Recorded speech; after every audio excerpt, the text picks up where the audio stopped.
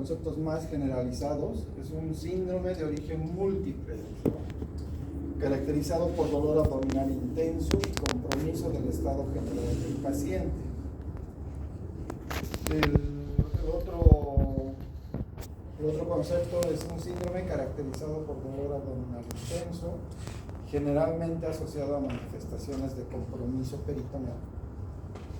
Entonces, este concepto nos enfoca en que el abdomen agudo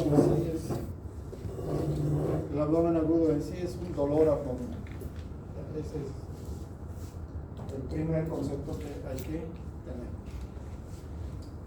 Y que lo que nos dice que es un compromiso del estado general del paciente, nos está dando que produce una respuesta inflamatoria.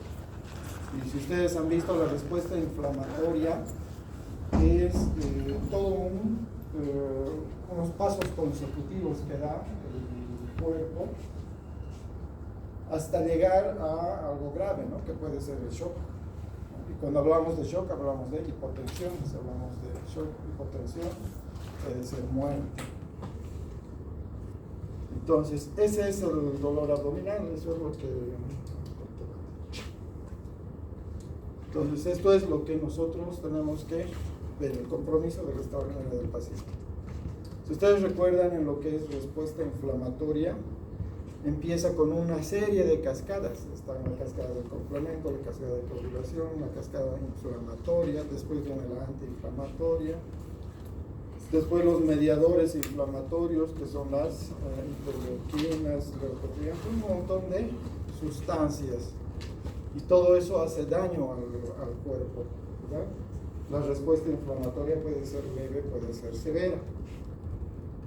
Y esto está ocasionado por un problema abdominal, ¿no? En el segundo concepto, manifiesta ya que hay un compromiso peritoneal. Hemos visto anatómicamente que el peritoneo está envolviendo prácticamente todos los órganos del abdomen. Entonces, estos dos conceptos son ciertos, pero engloban mucho más allá. Por un tiempo se ha tratado de abandonar estos conceptos y sustituirlos por dolor no específico, el famoso DANE, dolor abdominal no específico,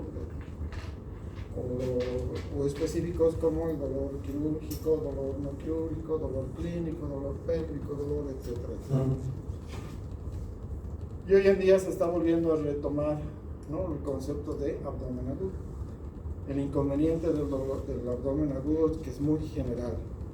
Así como hemos estudiado todo lo que es de los órganos que están, nos hablan de todo esto, ¿no? Como en el cuadro pueden ver, una gran parte es de causa desconocida. Entonces, cuando no se conoce muy bien el diagnóstico, el decir abdomen agudo está implicando que hay algún peligro potencial ahí adentro y que hay que descartar. Y si no, es preferible poner dolor abdominal en estudio, qué sé yo. De acuerdo a la gravedad, puede ir desde una simple gastroenteritis, es decir, una reacción al alimento, a un parásito, a alguna bacteria, hasta algo grave como una apendicitis, una obstrucción, o un problema ginecológico, o cosas potencialmente complicadas como la pancreatitis o un aneurisma. Entonces, todo esto traduce abdomen agudo, y todo esto es una revisión rápida de lo que vamos a ver en cirugía. Por mucho tiempo se ha denominado, principalmente aquí en el lado de Sudamérica, como dolor abdominal no específico. Queda muy corto ese concepto. ¿Cómo se presenta un abdomen agudo? Obviamente el dolor abdominal. El dolor abdominal debe estar en ustedes desde el momento que el paciente dice me duele el abdomen, ¿ya? Y ahí deben entrar sus conocimientos de anatomía, de fisiología, y tener en cuenta, ¿no?, que este dolor abdominal lleva una semiología que se llama semiología o propedéutica del dolor. Entonces, ¿cuándo empezó? ¿Cómo empezó? qué características tiene, qué cosas le acompañan, qué comió, con qué se exacerba, en qué posición calma, etcétera, etcétera. Toda una semiología del dolor. Es importante esto para el que está examinando. Por supuesto debe ir asociado a algo grave. Un dolor abdominal con taquicardia es un dolor que está produciendo una respuesta inflamatoria. De momento leve, pero puede ocultar algo más grave. En cambio, un dolor abdominal con signos vitales prácticamente normales, puede ser que no haya todavía respuesta inflamatoria. Peor si hay un shock, ¿verdad? Si hay hipotensión. La peritonitis generalizada y la localizada son datos de irritación peritoneal. En su exploración semiológica ustedes han aprendido qué es el dolor somático, qué es el dolor visceral, y en la exploración regional y la exploración general, ¿verdad? La palpación superficial, la palpación específica. Entonces, todo esto se va a centrar en un examen físico minucioso. Puede simplemente presentarse como obstrucción. En el momento que el paciente dice no tengo eliminación de heces y gases, para nosotros puede ser que haya una reacción peritoneal. Y esta reacción peritoneal puede esconder o estar escondiendo algún órgano blanco inflamado. Por supuesto, el trauma y la patología ginecológica. En trauma hemos visto muchos aspectos. Lo que hemos estudiado en el ATLS es el ATLS. Si ustedes recuerdan, habíamos dicho que hay 3 modalidades de muerte en el trauma, ¿verdad? Uno es el prehospitalario, para eso están todos los recursos prehospitalarios. Hay cursos prehospitalarios, el PHTLS, el ITLS, etcétera, etcétera. Y el que hemos visto nosotros es el ATLS, ¿verdad? El ATLS es en el área de reanimación. Ahí se practica el A, B, C, D, E. Pueden ponerlos el orden que quieran, eso es de acuerdo a la escuela que cada uno tenga. El ATLS es del Colegio Americano de Cirujanos. Los franceses tienen su propio soporte de reanimación avanzada. Y los americanos están tratando de hacer algo similar. Entonces, eso pero es en el área de reanimación. Y hemos dicho que no va más allá o no puede extenderse de 1 a 2 horas. Para algunos la hora dorada, para otros la hora de platino, etc. Pero no va más allá. Después de eso, viene un abdomen agudo traumático, ¿no? Entonces, donde ya hay otras instancias a valorar, donde ya no hay, le tomaremos una tomografía de control, le tomaremos unos rayos X de control, donde hay que tomar decisiones. Entonces ahí ya están las normas regladas, ¿verdad? Obviamente esto ya es de la especialidad, ¿no? Esto lo va a hacer un equipo quirúrgico, ya no un equipo entrenado, sino un equipo quirúrgico. Entonces el trauma es un abdomen agudo, que cuando pasa el segundo pico de muerte bimodal, vamos a pasar a la tercera. Y ahí en trauma tienen que tomar decisiones, y ustedes tienen que valorar, ahí sí, la irritación peritoneal, todos los órganos específicos que vamos a ir viendo. Clasificar las lesiones, como vamos a ir viendo en hígado, por ejemplo, en qué segmento, qué clasificación de trauma tiene, y hay un montón de cosas todavía. Lo mismo es en la patología ginecológica. Ginecológica no es lo mismo que obstetricia, ¿verdad? Obstetricia es el dúo materno-fetal. Ginecológica todavía va más allá, va incluso el cáncer, las ulceraciones, los quistes, hay un montón de patologías propias de la mujer. Y por supuesto que hay causas médicas importantes. Un diabético puede presentar un dolor abdominal importante, sí, y a veces muy rebelde a analgésicos, cualquier analgésico. Puede llegar incluso a bloqueos regionales del abdomen. Y el problema no es el abdomen, el problema es su azúcar que está totalmente descompensado. Y los pacientes que están mucho tiempo en terapia intensiva, de repente hacen un abdomen agudo, ya sea un ilio, ya sea un colon distendido, como las enfermedades de Ogilvy, etcétera, etcétera. Entonces, no son problemas del abdomen propio, sino es una respuesta inflamatoria que se ha centrado en el abdomen.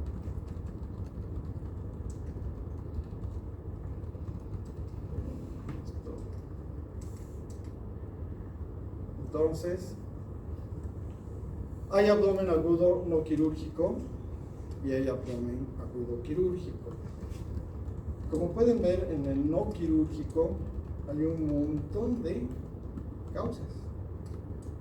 Algunas como las cardíacas, el infarto del miocardio, a tomar muy en cuenta, ¿no? Muy en cuenta. A veces nos distraemos tratando de descartar una vesícula y en realidad es un infarto de cara inferior. Entonces hay que estar muy alertas a eso. Puede no estar en el abdomen la causa, puede estar en otras, ¿no? Como las hematológicas. Y un montón de causas que pueden no ser quirúrgicas. Estas escapan a nuestro estudio porque nuestra materia es de cirugía. Nos interesa el abdomen quirúrgico. La respuesta local del peritoneo. Entonces también ya hemos visto esta. Puede perforarse o no puede perforarse, pero hacer una reacción fuerte. Va a iniciar toda una cascada de eventos, por un lado o por otro lado, cualquiera de los dos, y esta es la respuesta inflamatoria de la que estamos hablando. Y si va asociado a toxinas o incluso a un foco séptico, o sea, infeccioso, es peor pronóstico. Entonces ya es una sepsis abdominal. Todo esto hay que enfrentarlo por pasos, ¿no? Y hay que tener en cuenta. A veces el dar antiinflamatorios es llevar al paciente al otro lado, ¿ya? A la inmunodepresión. Entonces puede no ayudar un antiinflamatorio y hay que estar alertas a eso.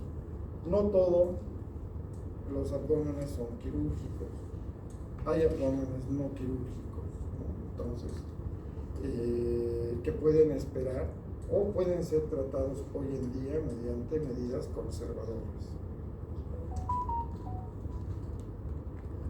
Más o menos explica cómo vemos el dolor, ¿verdad? El dolor visceral, el dolor somático. La distribución de esta parte del sistema nervioso parasimpático. O sea, para de extra, no de parasimpático central. Esta también es una clasificación que seguramente les han enseñado. El dolor visceral es poco definido, mal localizado. El dolor somático ya es un dolor que se puede ubicar, ¿no? Más o menos ya nos vemos. Y el dolor referido es un dolor que puede irradiarse o puede estar hacia otro lugar, etcétera, etcétera. Todo esto que les enseñé en semiología es importante durante la exploración del paciente. Nosotros aquí en Cochabamba, tenemos una escuela que es la semiología, ¿verdad? Para nosotros es importante la anamnesis y el examen físico. Para otras escuelas o universidades no tanto. En otros países a veces es solamente el examen físico, tanto que inician primero el examen físico y después la anamnesis. U otros varían, ¿verdad? Entonces ustedes van a ver eso si salen afuera. Pero para nosotros es la anamnesis, el examen físico. Esa es nuestra escuela. Y después vienen los laboratorios o gabinete. En otros ya son más enfocados, ¿no? También ya nos hemos familiarizado con las vísceras abdominales, ¿verdad? Entonces, más o menos qué contiene el abdomen, más o menos de dónde a dónde va. Que también hay un retroperitoneo, ¿verdad? Entonces, que hay órganos retroperitoneales, que hay órganos que no se pueden abordar por aquí, se pueden abordar por otro lado, etcétera, etcétera. Esto para nosotros se manifiesta de manera referida, ¿verdad? Entonces, si tengo un dolor en los cuadrantes superiores, pensaré en primera instancia en los órganos que están por ahí, ¿verdad? Si tengo un dolor en el medio, pensaré en los órganos que están por ahí, puede ser el intestino delgado.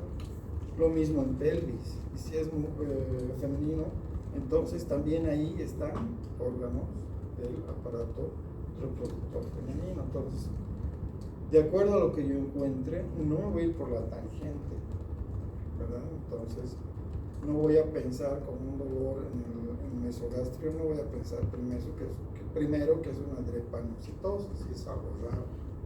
Pensaré que es una gastroenteritis, ¿no? O algún problema del intestino. Si dicen epigastrio o abdomen alto, pensaré pues en vesícula, en estómago, en páncreas, incluso en un infarto del miocardio, antes de pensar en otras patologías.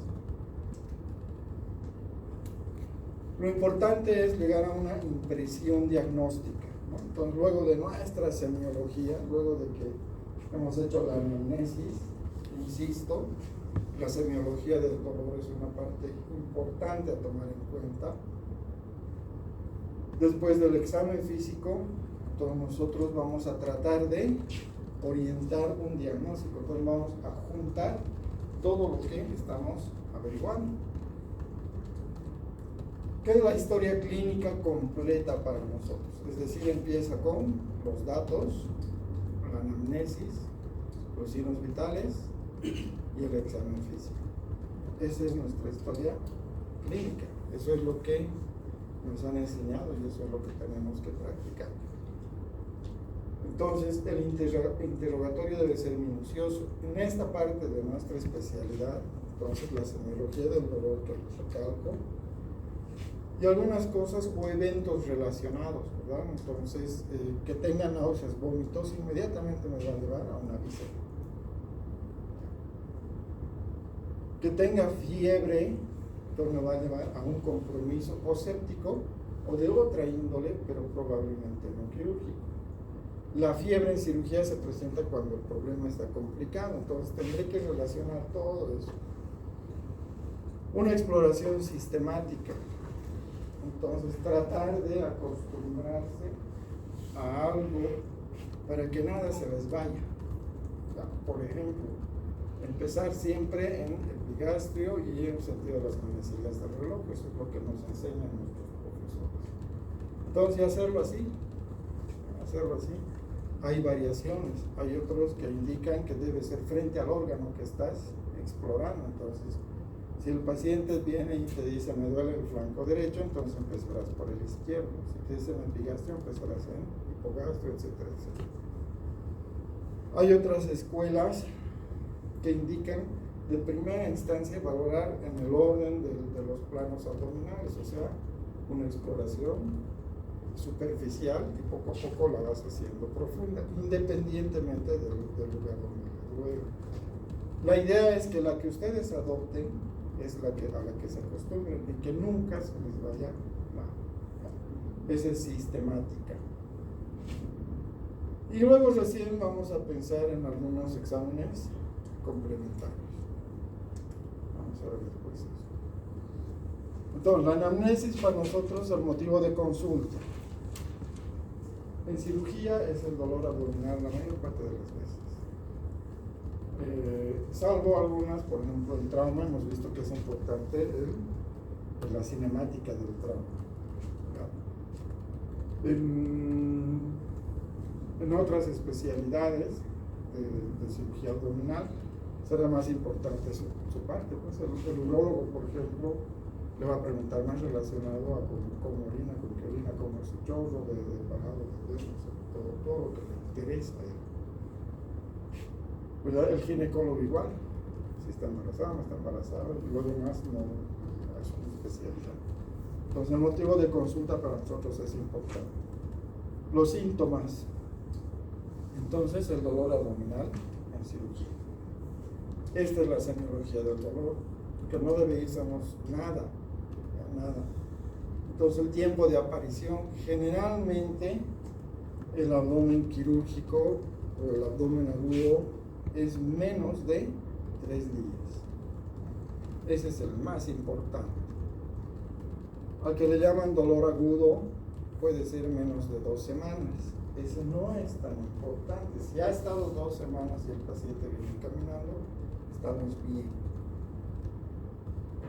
Pero si es un dolor ya de 1 mes, 2 meses, entonces ya es un dolor crónico.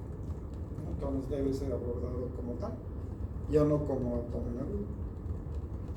La forma de aparición también, generalmente el abdomen quirúrgico es gravativo, o sea, como si tuviese una piedra y el paciente, que poco a poco se va haciendo pesado.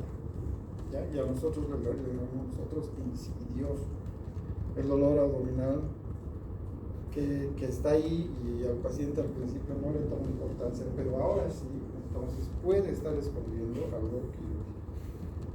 En cambio, el dolor del paciente que viene doblado en 3 o en 4, que puede caminar, que no se deja tocar, que está gritando, puede ser, ¿no? O escapa la mayor parte de las veces a un abdomen real.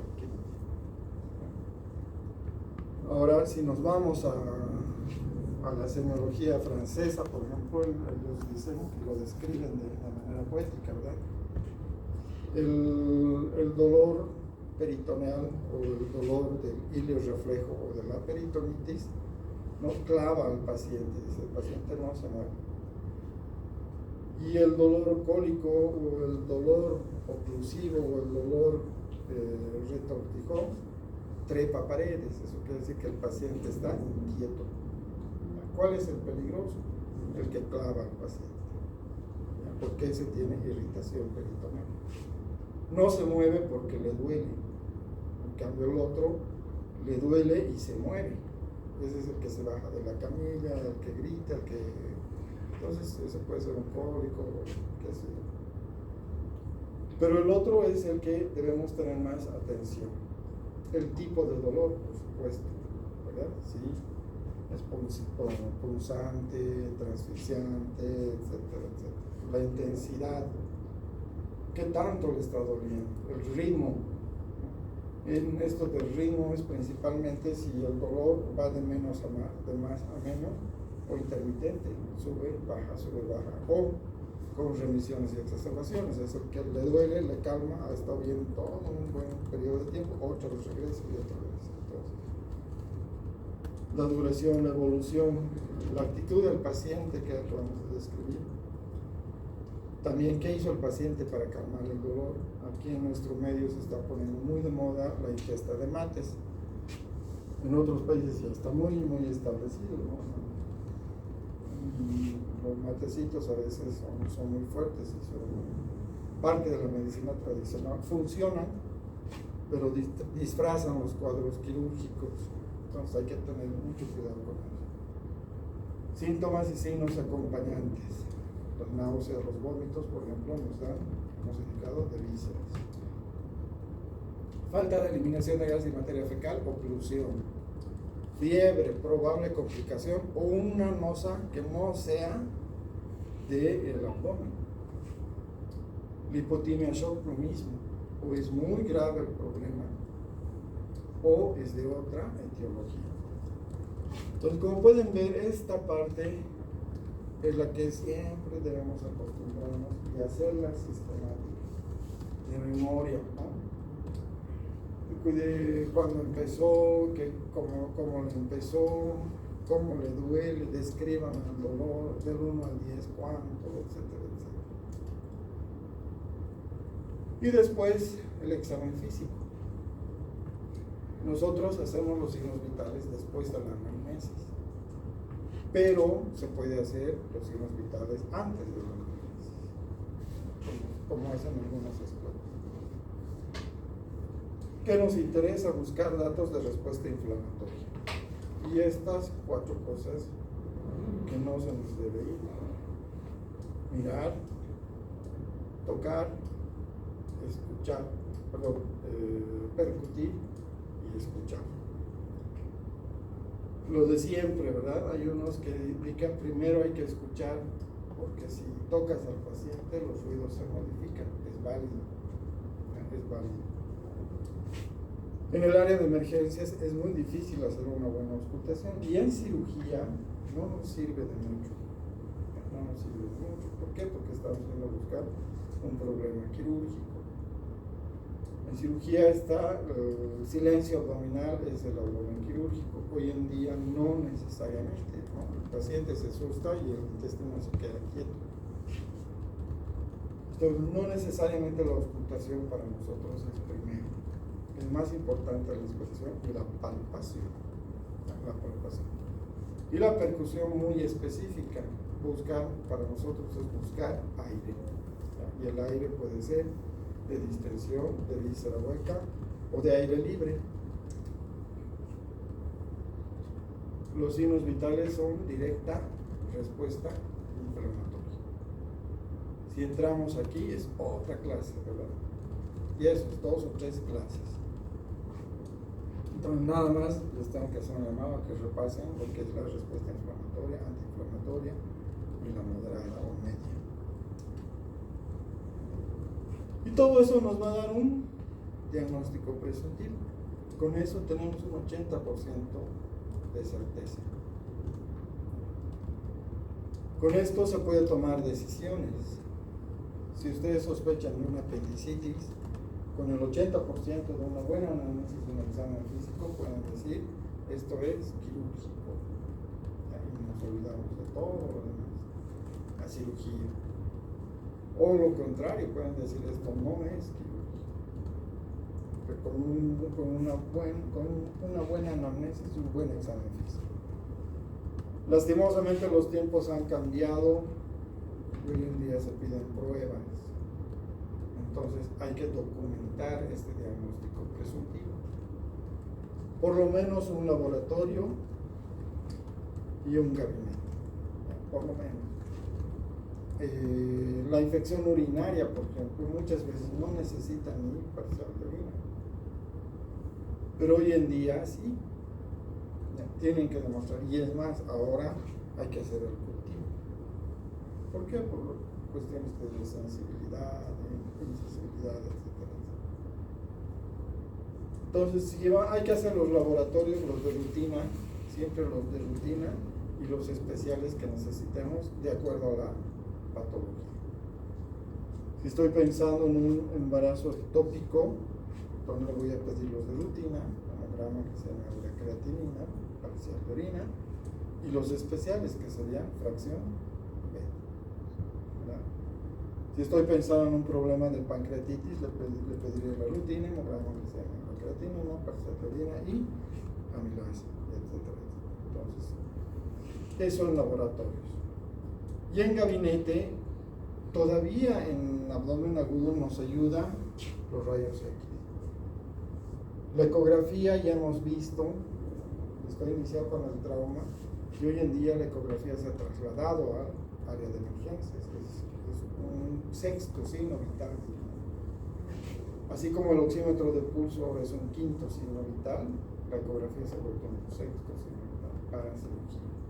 Se pueden encontrar muchas cosas. Y también esto ha crecido, ¿verdad? Del FAST que conocen en trauma ha pasado al FAST extendido, y ahora hay el FAST de reanimación, el FAST de terapia, el FAST procedimental, o sea, para hacer procedimientos, o simplemente la ecografía invasiva, ¿no?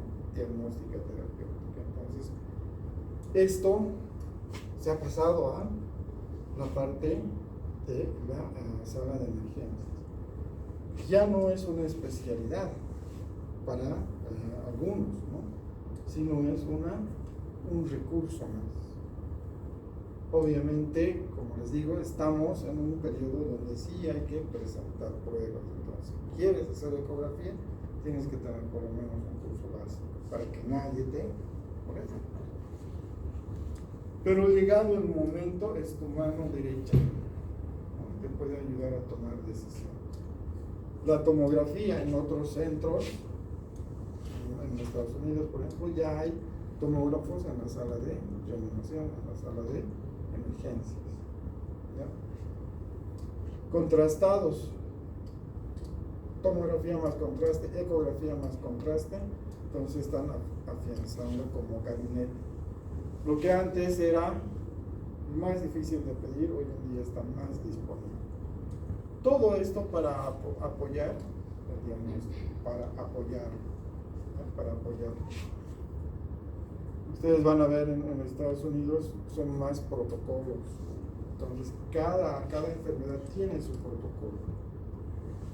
Entonces, un diabético, por ejemplo, tiene que ir con su rutina y por lo menos con una, de acuerdo a la patología que están viendo, con un gabinete, pero invasivo de ecografía o tomografía con contraste, o su Doppler, o algo más. Entonces, pero es un protocolo que ustedes no pueden saltarse, que si se saltan también se meten en problemas. Es una medicina efectiva. La nuestra también es efectiva, no es que está mal, la nuestra es muy efectiva. Tanto que yo sé, a manera de ¿cómo se llama? No es moral. Pero a manera de la palabra. Bueno, para contarles nada más, cuando nosotros iniciamos la residencia, todos los bolivianos, éramos muy buenos viendo tuberculosis y complicaciones pulmonares en la placa, porque nuestros compañeros no se animaban a decir que era tuberculosis y nos hacían bullying, ¿no? Entonces, aquí está viendo ya la micobacteria y su carita, ¿no? Es que para nosotros era tan común y para ellos recién, y se hizo común en ellos porque había mucho SIDA, operábamos mucho paciente con SIDA, inmunodeprimidos y diabéticos muy complicados. Entonces, para nosotros lo que era común, para ellos era muy ajeno. Pero a ellos no se les escapaba el diagnóstico. ¿Por qué? Porque tenían su protocolo.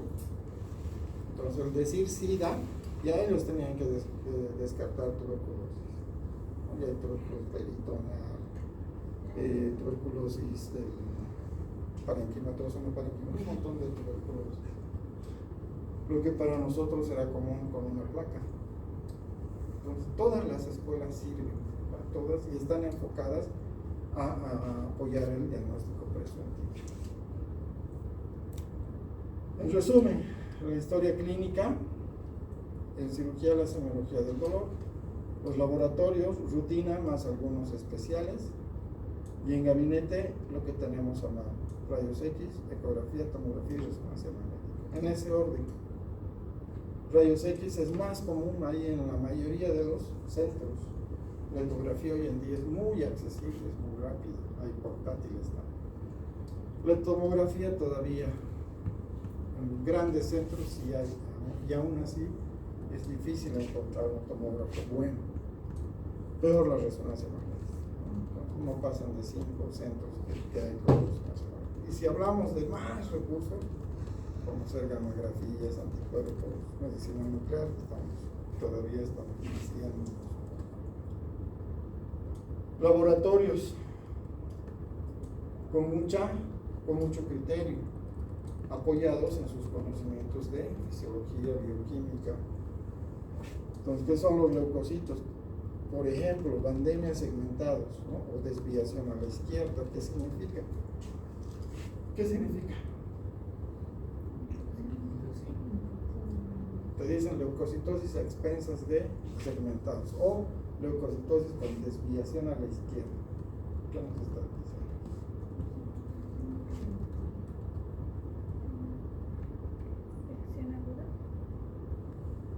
La leucocitosis ya es problema inflamatorio o infeccioso. ¿Pero qué es esto? ¿Qué es la pandemia? ¿Qué es los segmentados?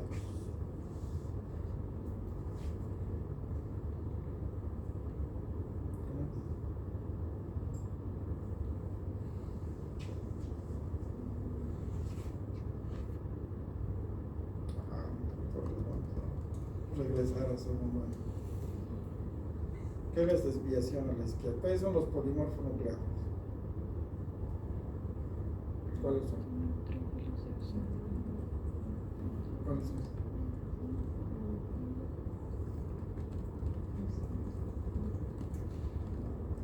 Aquí están polimorfonucleares. Estos son glucositos. Son pues los neutrófilos, los eosinófilos, porque tienen muchos núcleos. Y esos polimorfonucleares antes tenían su núcleo cuando se estaba formando, es en forma de bandas o segmentos que cuando se juntan forman lóbulos y por eso se llaman polimorfonucleares. Pero si la infección está ganando o es muy aguda, la médula ya se agotan las formas clásicas, las viejas diríamos, y mandan las formas jóvenes, las que no han madurado todavía. ¿Y qué va a decir el del laboratorio? Estoy viendo polimorfonucleares y estoy viendo también leucocitos con bandas, es decir, que los inmaduros están en el torrente sanguíneo. Antes de madurar los ha mandado al médico. ¿Qué significa eso? Que es un problema muy agudo. Para nosotros el apéndice tiene esta característica, apendicitis aguda. Algunas presentaciones leucémicas, ¿no? O algunas formas, por ejemplo, cuando va a haber una inminencia de perforación. Entonces, el que haya esto en el torrente sanguíneo nos da también un estado aproximado de gravedad. El diferencial que ya conocen, la hemoglobina, las plaquetas, el azúcar, hay que relacionar con el estado general del paciente, la urea creatinina y el examen general de orina. Estos son laboratorios de rutina. En otros países tienen un nombre especial, conocido. Y algunos que les pueden ayudar, por ejemplo, si están pensando en páncreas, amilasalinas. Si están pensando en algo del hígado o vías biliares, tiene que ir con bilirrubinas, transaminasas y fosfatas alcalinas. Electrolitos, o muy especiales, ¿no? Toxicológicos, VIH o fracción beta para el embarazo, dependiendo de lo que ustedes necesiten. ¿Pueden pedir todo esto? Por supuesto que pueden pedir. Más si están en una clínica que va a facturar. Pero si están en un hospital pobre, entonces tratarán de pedir lo más específico posible. ¿Ya? Habíamos hablado de los rayos X. Entonces, los rayos X, ustedes tienen que ver, también les han enseñado esto, ¿verdad? Que primero hay que ver el nombre del paciente, si corresponde al paciente, la fecha del paciente, sistemático. Como ya les había dicho, pueden ir de adentro hacia afuera, o pueden ir de afuera hacia adentro, o pueden ir por partes, primero mediastino, después campos pulmonares, después partes blandas y al final partes óseas, cuello, qué sé yo, ¿verdad? Pero tienen que ver lo normal para después buscar lo anormal. Esta es una placa normal. Entonces el mediastino, la columna, aquí tienen la tráquea, los bronquios, el mediastino donde están los grandes vasos, principalmente la aorta, la cava, el esófago. Además en el mediastino medio distal está la silueta cardíaca, y en la silueta cardíaca hay que ver las curvaturas propias, ¿verdad? Que no esté elevado, la eminencia aórtica, pues de todo esto, la aurícula izquierda, la aurícula derecha, el ventrículo izquierdo, etc. Entonces, todo esto traduce una función y tenemos que valorar. Y en abdomen, ¿qué nos interesa? Que no haya aire libre, que no haya neumonías, que no haya cardiopatías u otras como hernias parietal,es podaletes, que nos pueda ayudar al abdomen. El tórax es importante también para nosotros. Por supuesto que un abdomen normal, de preferencia, siempre pedirlo en decúbito o en bipedestación o en posición de pie. ¿Qué tiene que haber en una placa de abdomen bien tomada? El hígado, ¿verdad? Si nosotros vamos de arriba hacia abajo, entonces el hígado, la cámara o la burbuja gástrica, y inmediatamente por debajo tiene que venir el colon. No se ve la vesícula, no tiene que verse. No se ve el duodeno, no tiene que verse. No se tiene que ver el páncreas. Entonces no se tiene que ver nada más que eso. La burbuja, el estómago y el colon, inmediatamente el colon. Y el colon tiene que tener aire. ¿No? Y hay que seguir al aire. Entonces, si aquí se ha perdido, tiene que haber aquí. Porque puede ser por efecto de peristalsis que no está presente, pero aquí hay. En cambio, esta en la posición de pie se ve todo el aire sobre los sigmoides y también en ampolla recta. ¿Verdad? ¿Qué más hay que ver? Las siluetas renales, riñón izquierdo, aquí algo del riñón derecho. Aquí en la posición de pie, en esta está un poco más difícil de discriminar, pero por aquí está el riñón izquierdo, no se ve el derecho.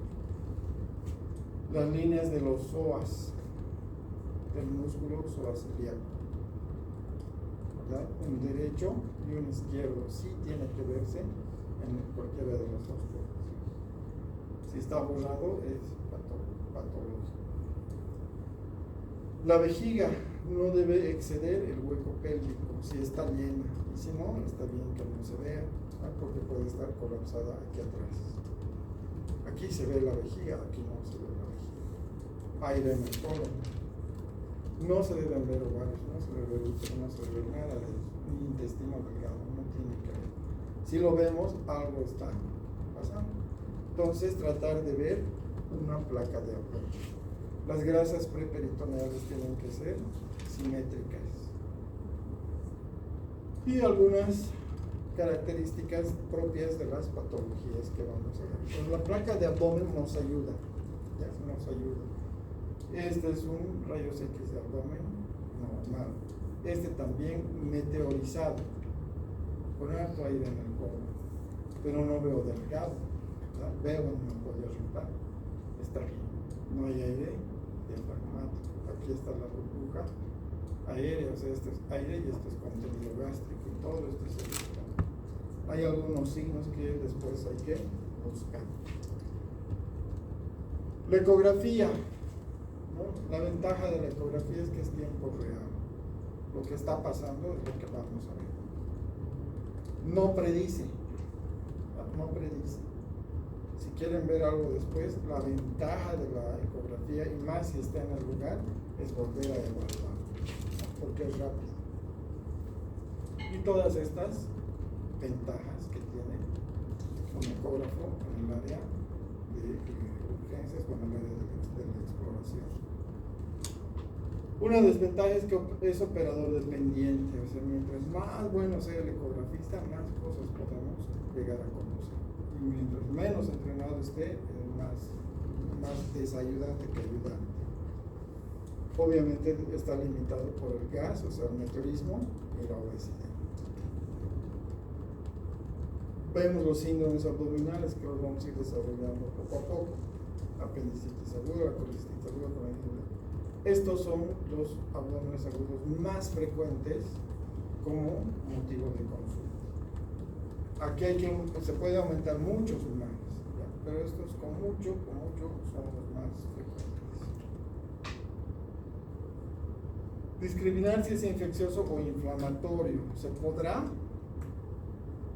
Se puede, ¿no? Por el antecedente o por algunos signos. Dolor, náuseas, vómitos y fiebre generalmente están en los inflamatorios. La fiebre puede también denotar infección. Si van los tres, hemos dicho que en el abdomen, la fiebre nos apoya más algo infeccioso que de momento inflamatorio. Pero si está complicado o hay un absceso, sí tenemos que tener. Entonces, ¿qué va a discriminar eso? La anamnesis. La propedéutica específica, ¿verdad? O sea, no solamente la exploración general, sino también la regional. nuestro apoyo diagnóstico. Si estoy pensando en algo agudo, complicado, tendré pues que esperar una leucocitosis con investigación en la siguiente. Si estoy pensando en algo de vía biliar, están alteradas las pruebas de función hepática. Si estoy pensando en algo de la orina tiene que estar alterada. Y puedo apoyarme con gabinete, con ecografía, tomografía, qué sé yo. Observar el abdomen. A veces no siempre está así el abdomen, es más difícil de valorar. Pero ver sus límites, qué diferencias hay, cómo está el ombligo, qué cosas no son normales, qué posición adopta la paciente, se protege del dolor, ¿no? Hemos dicho ya, puede estar quieta, puede estar muy inquieta. Puntos dolorosos, el punto de Murphy, el punto de Preyoni, el punto, de Chaufar, de Preyoni, o sea, para pancreatitis, para colelitiasis, el de McBurney, Morris, Lance, ¿qué es? Para apendicitis. Robson. ¿Cómo se hace la maniobra de Robson? Se deprime el lado contralateral, ¿no? Se desplaza el aire. Y si le duele aquí, es un Robson positivo.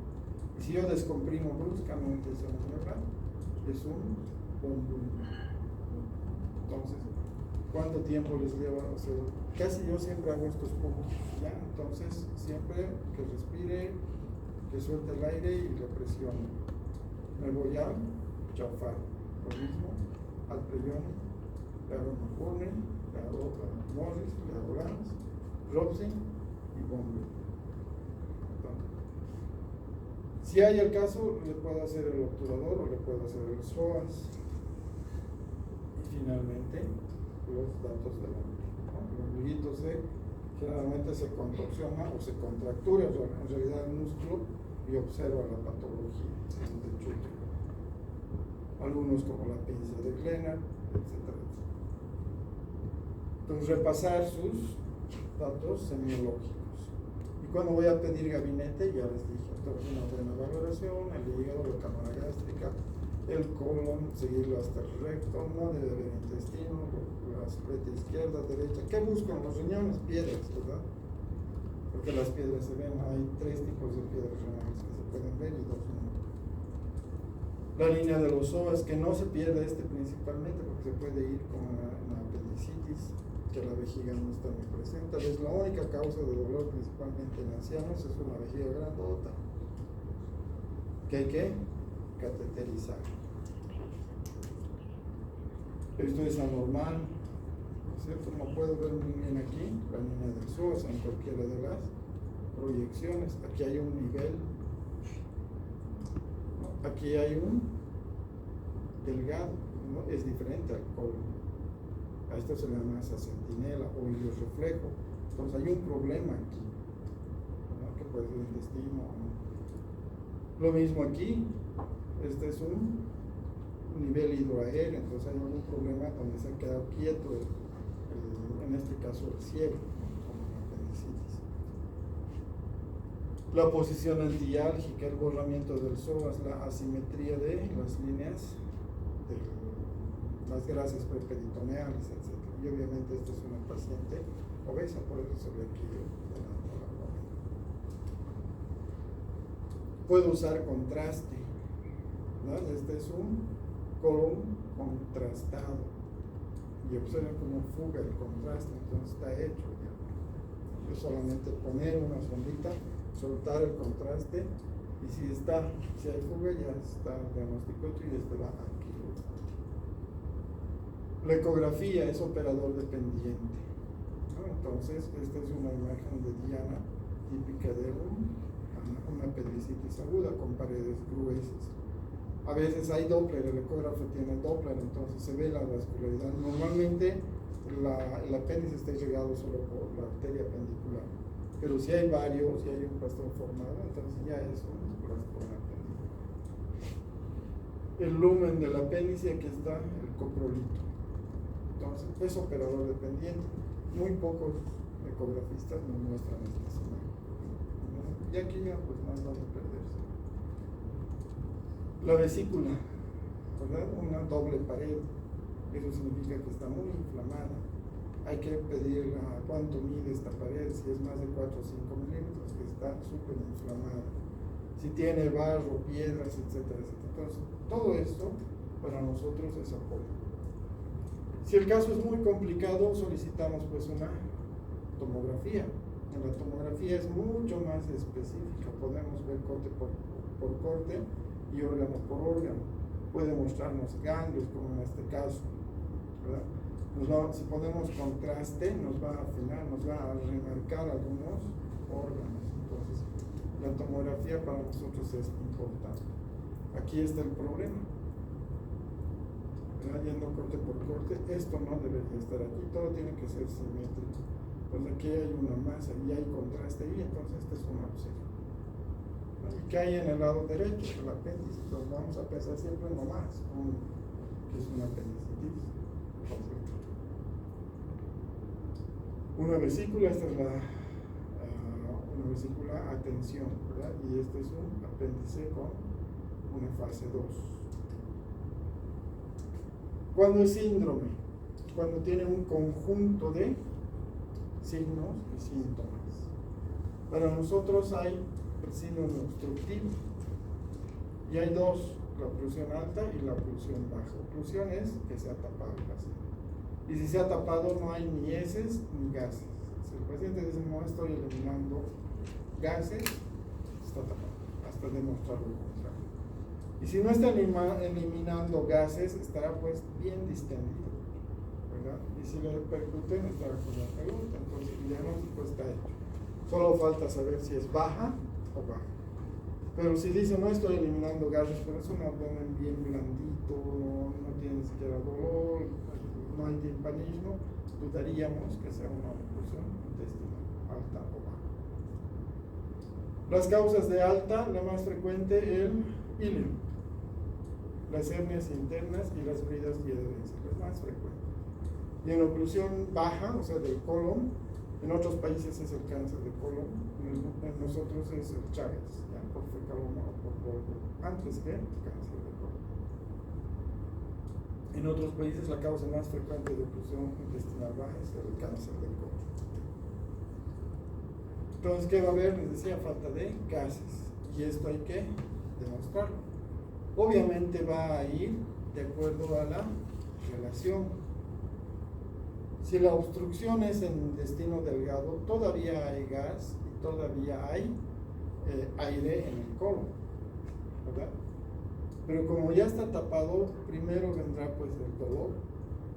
No va a haber mucha distensión porque la mayor parte del aire es distal, ese todavía se va a eliminar. Y la proximal no tanto. Y además, como está tapado al medio, las náuseas y los vómitos son tempranos, ¿verdad?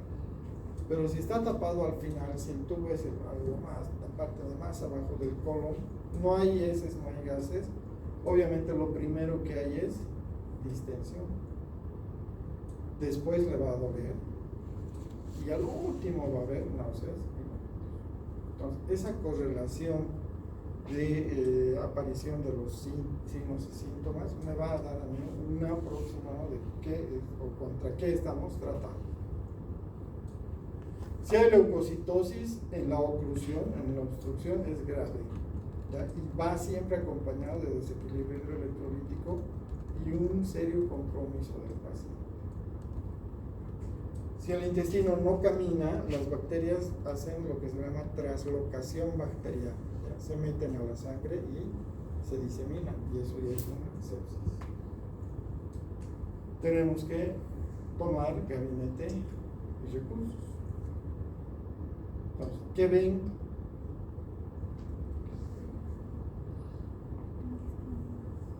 ¿Qué es? Un abdomen globoso, distendido. ¿Estará embarazada?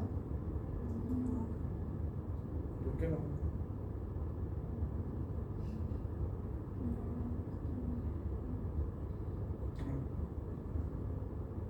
Porque tiene 80 años. Pero ¿cómo descartaría embarazo? Obviamente por la anamnesis, ¿verdad?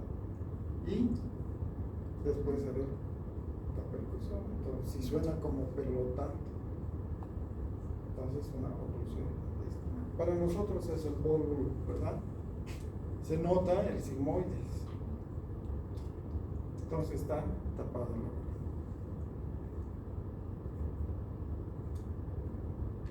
Si nosotros pensamos en Chagas, que ya vamos a ver, entonces hay cosas que hacer, ¿no? Entonces, por ejemplo, a la auscultación debemos escuchar los ruidos de lucha, como una puerta vieja que se abre a cada rato. Ausencia, no hay ruidos. A veces hay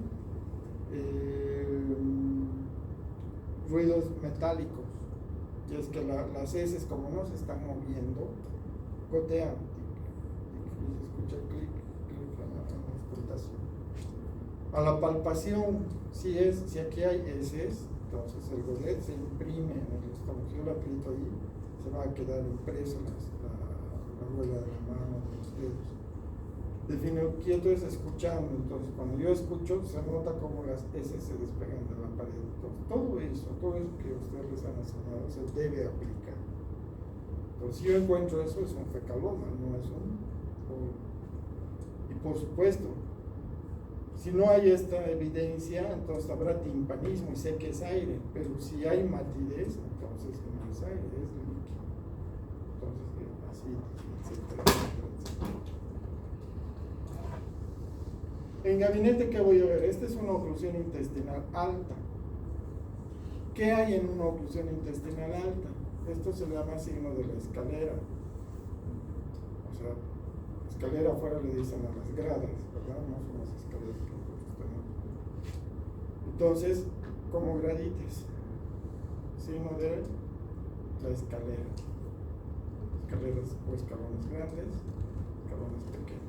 Oclusión intestinal alta. Signo de pila de moneda, ¿no? Son como moneditas. Signos de oclusión intestinal alta. Esto es intestino delgado. ¿Cuál es el límite para decir alta baja? La válvula iliocecal. Todo lo que está después de la válvula iliocecal es baja. Lo que está antes de la válvula iliocecal es alta. Este es el colon de la abuelita. Entonces es un sigmoides.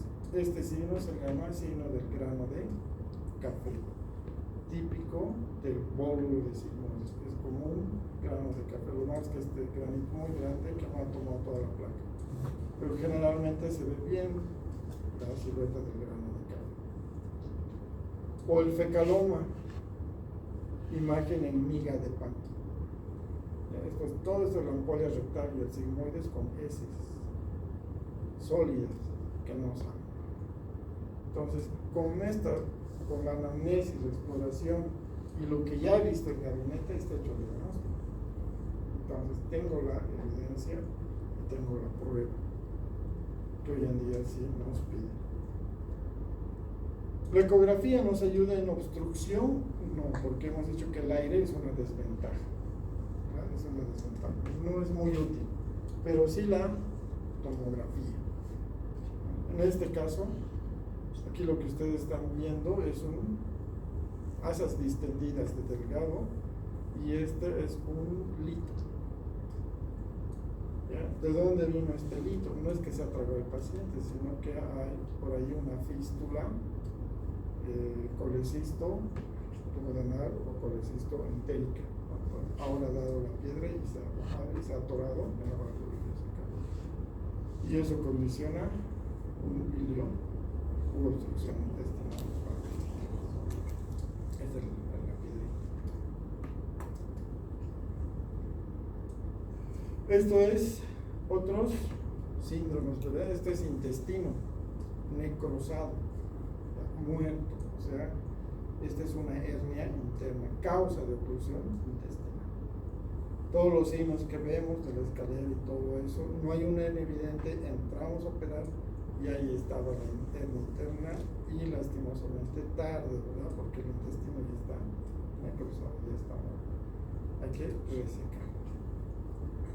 El otro síndrome, el hemorrágico, en trauma abdominal, en ginecología, quiste hemorrágico y el embarazo ectópico. El tumoral, cuando se ulcera y sangra, o el sangrado digestivo alto y bajo, no solamente por úlceras benignas o malignas, sino también por pólipos o divertículos, etcétera, etcétera. Y algunas misceláneas, ¿no? Como en algunas discrasias. Hay dolor, hay náuseas, pero lo más importante es el antecedente. No se olviden que luego de hacer la anamnesis, tenemos que ver los signos vitales. Y si está hipotensa, es sangrado hasta demostrar lo contrario. Y si es joven, en edad reproductiva, habrá que descartar embarazo ectópico, aunque ella lo niegue. Hemoglobina, hematocrito, leucocitos, desequilibrio y datos de insuficiencia respiratoria aguda. Nuestros laboratorios. Gabinete con datos indirectos y patognomónicos. Entonces, aquí nos ayudará rayos X, ecografía tampoco, tal vez tomografía con contraste, o ir más allá, una con dos, ya sea endoscopía o colonoscopia. No nos sirve rayos X. La ecografía, si es sangre en trauma, hemos dicho que es positivo, ¿no? En trauma. La tomografía, muy específica, nos va a dar el dato incluso dónde están perforados. Este es un colon que está con aire libre y contraste extravasado. Trauma abdominal, vaso destrozado y contraste extravasado. Ya hemos visto esto, como hematoma expansivo. En abdomen agudo, la laparoscopía está indicada. Sí está indicada, principalmente ante duda diagnóstica, cuando ya es válida. Entonces, ¿cuál es el único requisito de la laparoscopía? Paciente está. Puede ser diagnóstica, ¿no? Entonces, tengo dudas de que sea un quiste hemorrágico versus un ectópico, ¿no? O una apendicitis versus una enfermedad pélvica inflamatoria. En mujercitas, ¿no? Entonces, meter la cámara es lo mejor y ver si efectivamente hay pus. Muchas veces es una EPI con abundante pus, entonces se beneficia de un tratamiento. La EPI es de tratamiento médico, pero como no es invasivo, esto le acorta la estancia hospitalaria. Entonces, todas estas serían las ventajas de una laparodiagnóstica, una laparoscopía diagnóstica. Ya hemos dicho la diferencia entre laparoscopía diagnóstica y terapéutica. Entonces aquí, visión directa, ¿verdad? Duda diagnóstica, hernia interna, sufrimiento intestinal. Entonces, está hecho el diagnóstico. Antes de pedir tomografía, antes de hacer otras cosas. No retrasa el tratamiento. Preguntas.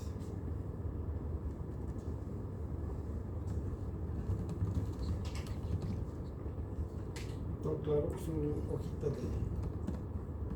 de lista.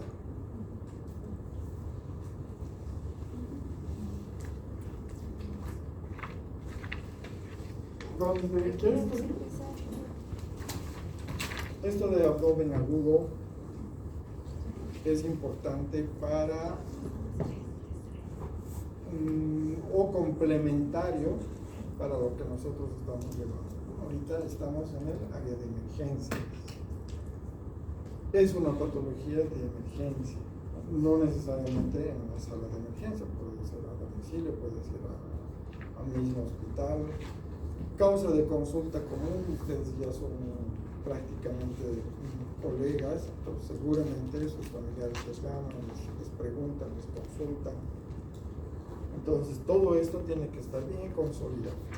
Es un repaso de todo lo que ustedes han llevado y que vamos a volver a repasar patología por patología.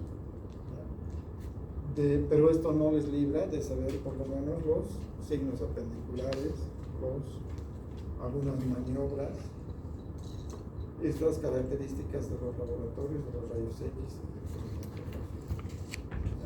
lo que tienen que repasar. Creo que el examen es de aquí a... esta semana, la otra semana, el día martes. Tenemos una clase más, ¿no? Sí. Si la siguiente semana tenemos que avanzar estómago, no me gustaría separar la parte del estómago para el otro parcial, pero dependiendo del tiempo, por lo menos vamos a tener que llevar fisiología y anatomía antes de las patologías. Y con eso estaría los temas del segundo parcial. ¿No? ¿Sí? ¿Qué más? ¿Qué libro vamos a Todo está en el show. Todo está en el show. Esta parte de abdomen agudo es un resumen de lo que vamos a ver del Schwarz. Todo está en el Schwarz. Ya, en el Schwarz está la maniobra del suelo, por ejemplo, que es dolor visceral, somático, cuáles son los signos de una obstrucción intestinal, qué se pide, pancreatitis, qué se pide, está todo ahí.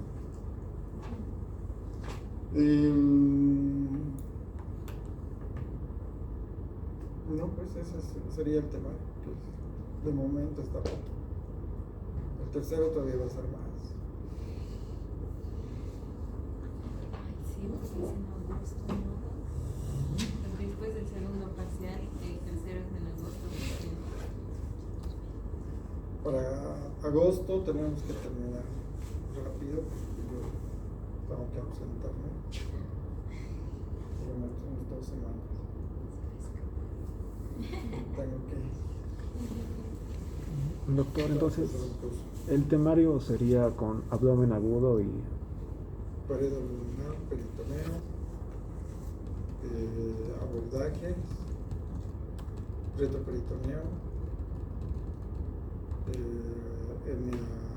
hernias de la pared, hernia inguinal, tratamiento de la hernia inguinal, abdomen agudo. Y si alcanzamos, anatomía y fisiología de estómago. Gracias.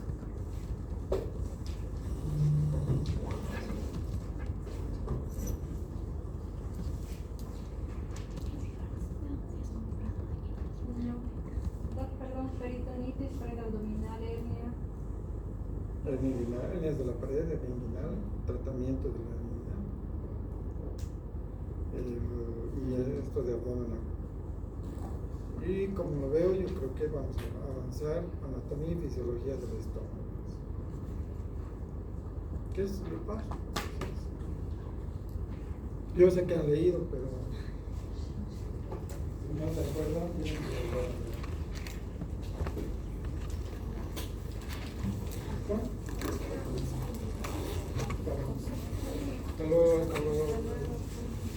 ¿Me lo puedes apagar?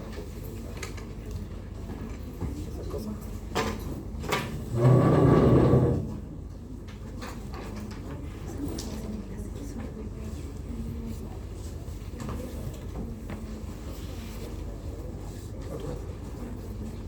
Listo, gracias. Hasta luego.